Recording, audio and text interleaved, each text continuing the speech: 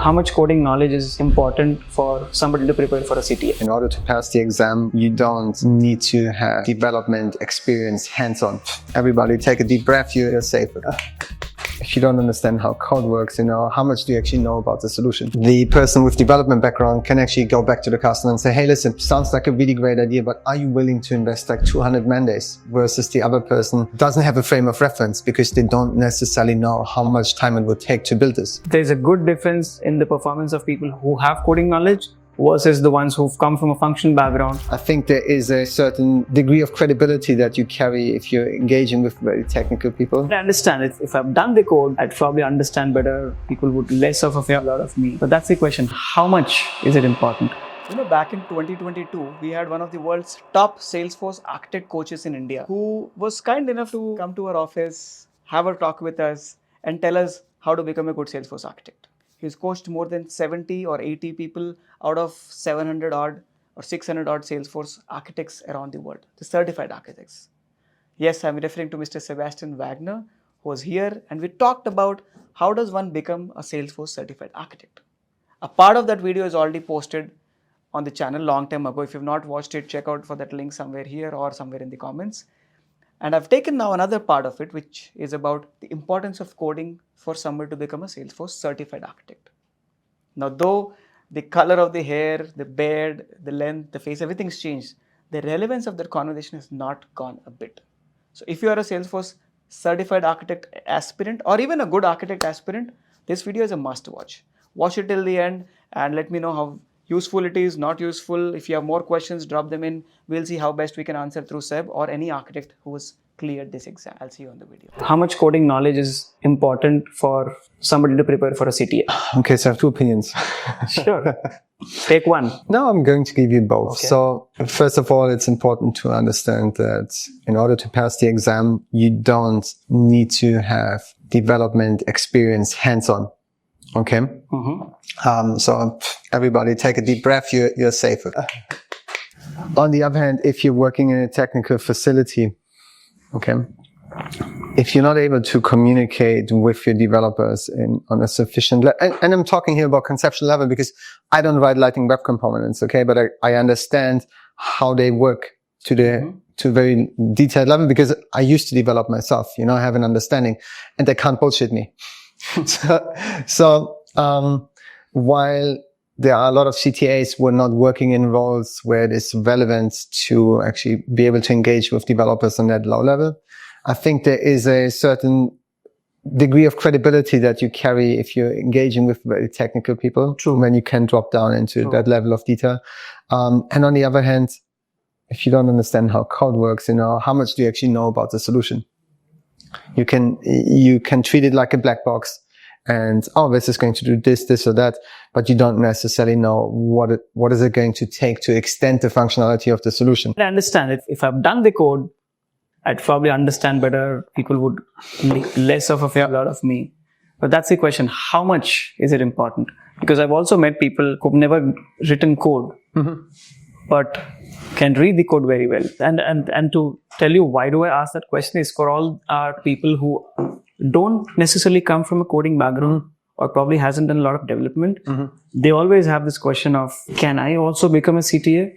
And that's where this question comes from. Because they probably have good analytical ability. If I can take the example of my dear friend Debu, who's a CTA himself. I've worked with him very closely. He's a very smart guy. Like he's got a good analytical ability.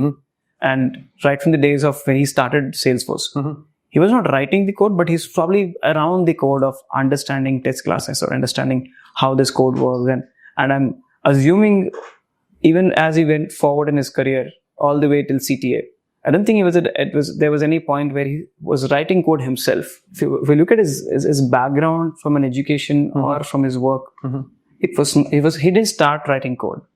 But he probably had enough knowledge to do what it takes in a CTA role or in the technical leadership role, both for his customers, for his employers, and at the board as well. But that person example for me is more of analytical ability, saying, okay, this code, if this is how it is working, this is not right. or this is, at least be able to challenge the code, and so that the developer or the technical person is saying, okay, this person knows what he's talking about, so let me go back and get something better. Okay. Yeah, so that's what. Go and learn code. That's what I'm going to say, because here's the thing. I've worked with people, he's Yes, one of that's my what I'm clients and he's a great guy. But if you have a extremely like a very big technical challenge that requires a custom development solution, I think you are in a disadvantage if you don't understand how you would actually build this. Got it. I can give you a very basic example on something that I've worked on, and what the customer was looking at was a highly configurable custom notification engine based in Service Cloud. Because of regulations, we were not able to use Marketing Cloud or something else. And we had, I think, like 10 custom objects involved in this entire engine, with like a variety of different complex development concepts involved that would allow us to actually make this a configurable solution. I'm under the curse of knowledge because I know how you do it. So I don't know if you could figure it out if you don't know it. I think we can agree that there are a multitude of different concepts in coding that are not necessarily immediately understandable by someone who hasn't written code. So let's talk about abstraction. Let's talk about interfaces that help you to make your codes more dynamic, being more flexible in terms of what it can accomplish. You can read what's written there, but you can't necessarily understand. Okay. True. So again, you don't need to be able to code to be a CTA, but you're working in a technical leadership role. Why haven't you actually got your hands dirty and understood the basics, And you don't need to be a great developer, but actually having it done gives you more confidence and gives you more credibility. You don't need to write the entire application yourself. You work with a lot of clients. Yeah. Some of them have become, some of them not become. And that's why I'll put this question across to you, saying you have worked with a set of people, hundreds of them, and you can better judge. You may, because like you said, you are from a coding background, so you don't know how it feels to be in a custom development solution atmosphere or a situation for somebody who doesn't know code. Yeah. But you would have seen your clients say, okay, there's a good difference in the performance of people who have coding knowledge versus the ones who've come from a functional background and trying to do it. The success ratio of those people would also give you a sense. No, but here's the thing, like the success ratio is not determined of how you can code or not, Not just, so when I'm not saying success ratio, not just scaling the CTA. Yeah. The performance of those people in the situations that you mentioned of a custom development solution, let's say, because I'm sure they must be going through a custom development situation through the coaching process. And there are two people, one with a coding background, the other one's not in a coding background. In this situation, do you see a major difference? They may or may not necessarily clear the CDA board, but in this situation. So let's take a very basic example with customer workshop. Okay. You have a technical architect, or like you have two people fulfilling the same role. One comes from a functional background, one comes from a technical background, but they're both architects on the project. Yes. Okay. The customer is presenting or is describing what they are looking for and what they need. Okay. Let's assume that both are able to describe and comprehend what the customer has just put in front of them and make a general suggestion of how this could be accomplished. I think both would be equal. Okay. Where performance will start to deviate is the ability to critically judge the viability of what the customer is looking for at this very moment. So for instance, I gave you the example with like this custom notification engine,